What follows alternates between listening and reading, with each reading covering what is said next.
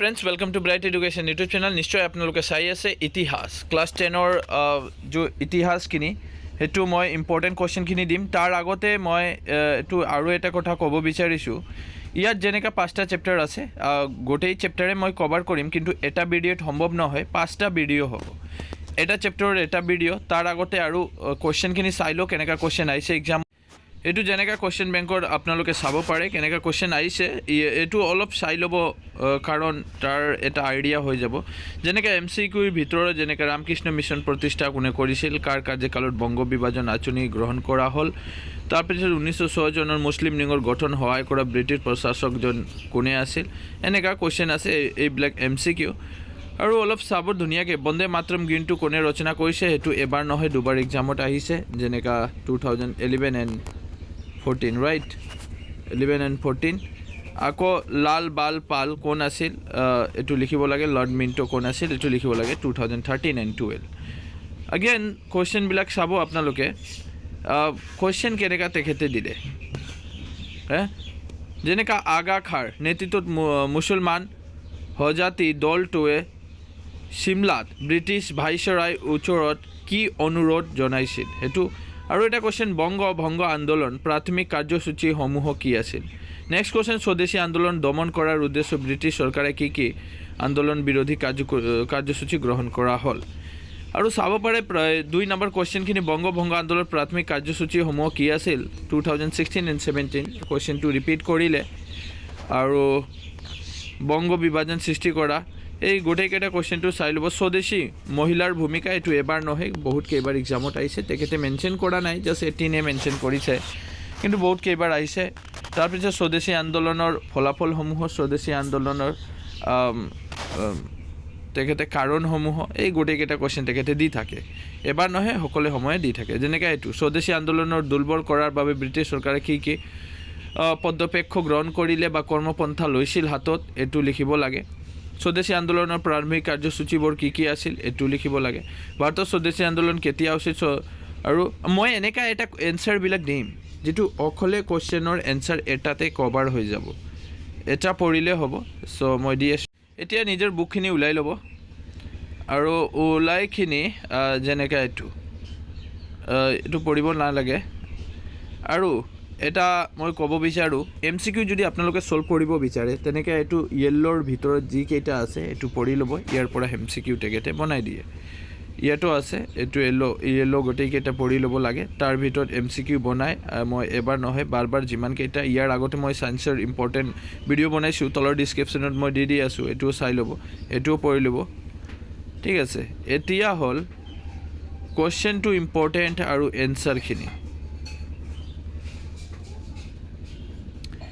মই এটা কুৱেশ্যন কৈছিলোঁ বংগ ভংগ আন্দোলনৰ আঁচনিৰ কি আঁচনি গ্ৰহণ কৰা হ'ল এইটো এটা এনসাৰ এইটো পঢ়িব লাগিব যেনেকৈ এইটো পূৰ্ব বংগ অসম হ'ব এইটো আঁচনি প্ৰথম দফাসমূহ দ্বিতীয় দফাসমূহ কি আছিল এইটো পঢ়িব লাগিব দ্বিতীয় দফা সো ভেৰি ভেৰি ইম্পৰ্টেণ্ট এক্সামত আহিছে মই কুৱেশ্যনখিনি গোটেইকেইটা দেখুৱাই দিলোঁ ঠিক আছে তাৰপিছত এইটো পঢ়িবা দ্বিতীয় দফাটো আৰু তৃতীয় দফাটো এতিয়া হ'ল স্বদেশী আন্দোলন স্বদেশী আন্দোলনৰ ভিতৰত মই ক'ব পাৰোঁ স্বদেশী আন্দোলনৰ কেনেকা সৃষ্টি হ'ল কি হ'ল এইটো অলপ মানে তেখেতে ডিছক্ৰাইব কৰিবলৈ দিয়ে সো সোশ্যালৰ যিমান কেইটা কুৱেশ্যন এনসাৰ লিখিবা বুকৰ পৰাহে লিখা নোটছ গাইড পঢ়িলে এইটো ইমান মাৰ্ক নাহে এক্সামত স্বদেশী আন্দোলন সেইটো অলপ ৰিডিং কৰি ল'ব আৰু মই কুৱেশ্যনৰ এনসাৰ দি আছোঁ একো নহয় যেনেকা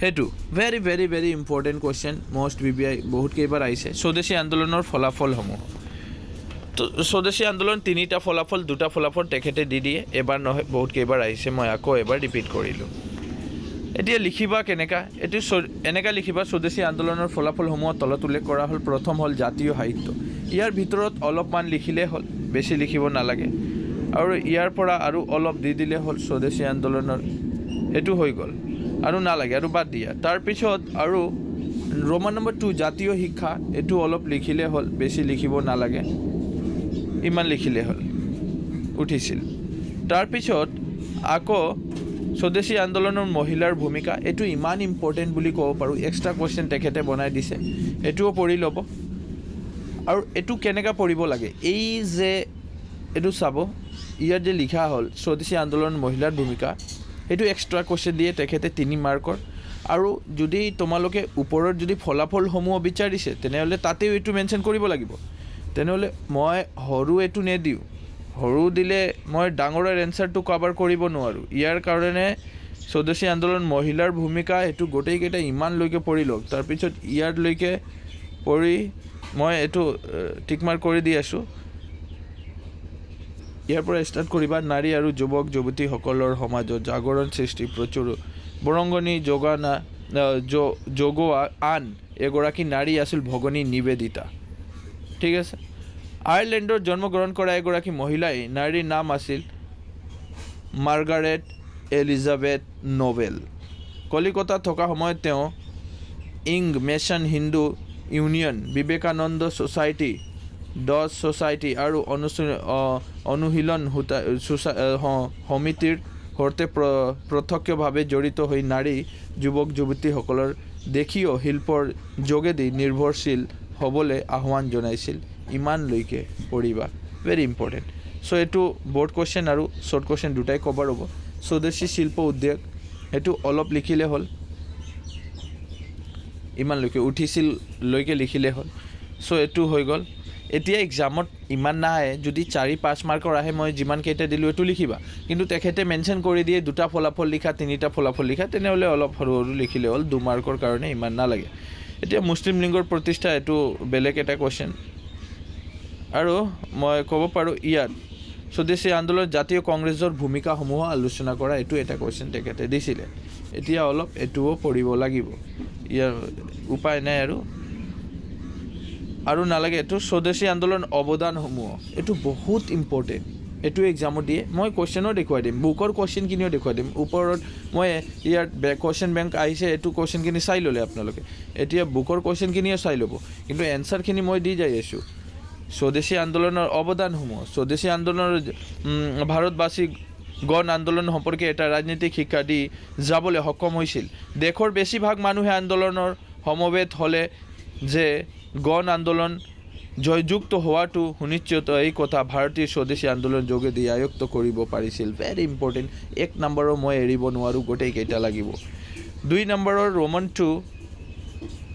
ৰোমন 2 অৱদানৰ ভিতৰত ভাৰতীয় জাতীয়, মই ইয়াত শ্বৰ্ট কৰি দি আছোঁ। ভাৰতীয় জাতীয় কংগ্ৰেছ আৰম্ভণিৰে পৰা নিবেদন মাজেৰে সহনশীল চিন্তাৰ বিশ্বাস ৰাখি ব্ৰিটিছ চৰকাৰৰ ওচৰত ভাৰতীয় উন্নতি আশা কৰিছিল। বংগভংগ কেন্দ্ৰ কৰি জাতীয় কংগ্ৰেছৰ চিন্তা কৰ্মত পৰিৱৰ্তন সূচনা হৈছিল। ইমানলৈকে লিখিলে হ'ল। ঠিক আছে। আৰু হ'ল Lord Curzon, next number Roman number 3, Lord Curzon viceroy আসনত বহিয়েই ঘোষণা কৰিছিল শাসন আৰু শোষণ একেলগে চলাই যোৱা হ'ব। এইটো এটা লিখিলে হ'ল।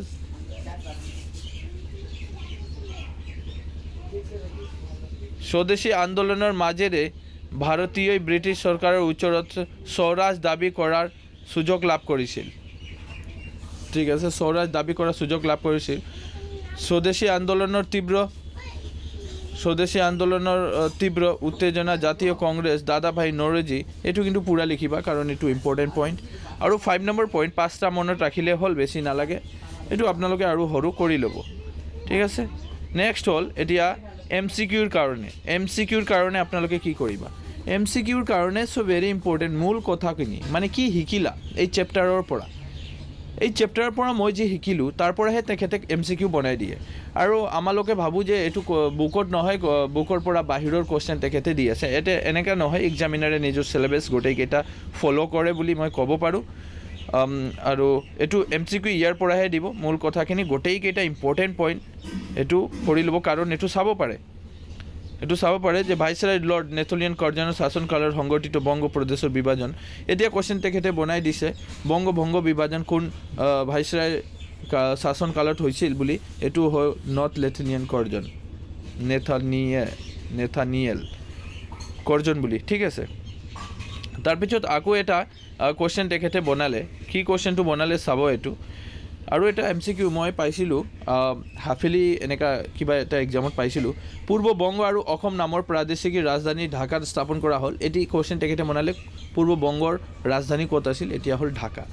চ' ইয়াৰ পৰা তেখেতে কুৱেশ্যন বনাই দিয়ে মই ক'ব পাৰোঁ এতিয়া হ'ল অতি চমুক উত্তৰ ইয়াৰ বুকৰ পৰা কি পঢ়িবা বুকৰ পৰা অতি চমুক উত্তৰ গোটেইকেইটা পঢ়িব লাগিব এইটো মই এৰিব নোৱাৰোঁ গোটেইকেইটা পঢ়িবা চমুক উত্তৰৰ ভিতৰত এইটোও চমুক উত্তৰ এইটোও গোটেইকেইটা পঢ়িবা এইটো যেনেকৈ এই কুৱেশ্যনটো সেইটো বংগ বিভাজন বিৰোধী আন্দোলন স্বদেশী আন্দোলনৰ নাম কিয় পাইছিল চমুকৈ উত্তৰ লিখা এইটো হাফেলিত কিন্তু আহিছে তো মই এৰিব নোৱাৰোঁ ইয়াৰ কাৰণে আৰু এটা কুৱেশ্যন বংগ বিভাজন অন্তৰ্নিহিত উদ্দেশ্যসমূহ কি আছিল এইটোও আহিছে তো এইটো লিখিব লাগিব আৰু মই এই গোটেইকেইটা এনচাৰ ইয়াৰ তলৰটো দি দিছোঁ স্বদেশী আন্দোলনৰ ফলাফলসমূহ অৱদানসমূহ তাৰপিছত ব্ৰিটিছ চৰকাৰে কি আন্দোলন কাৰ্যসূচী গ্ৰহণ কৰে এইটো দিয়া নাই কিন্তু এইটো ইম্পৰ্টেণ্ট হ'ব এইটো আপোনালোকে লিখিবা আৰু এইটো কিন্তু এক্সামত কিন্তু বুকৰ পৰাহে কুৱেশ্যন দিয়ে বাহিৰৰ কুৱেশ্যন এটাও নিদিয়ে ছ'চিয়েলৰ আৰু এইবিলাক নালাগে এইটো বাদ দিয়া এইবিলাক এটাও নালাগে বাছ ইমান পঢ়িলে হ'ল ইম্পৰ্টেণ্টো দি দিছোঁ চ' আৰু নেক্সট চেপ্টাৰটো ডিছক্ৰিপশ্যনৰ তলত দি দিছোঁ মই লিংকটো এইটো চাই ল'ব আকৌ এটা মই কথা ক'ব বিচাৰোঁ যে ছায়েন্সৰো মই এনেকুৱা ইম্পৰ্টেণ্ট আৰু তাতে এনচাৰবিলাকো কেইটামান পাই আছে আপোনালোকে সেইটোও তলৰ ডিছক্ৰিপশ্যনত মই দি দিছোঁ লিংকটো অলপ গৈখিনি তাতে অলপ চাই ল'ব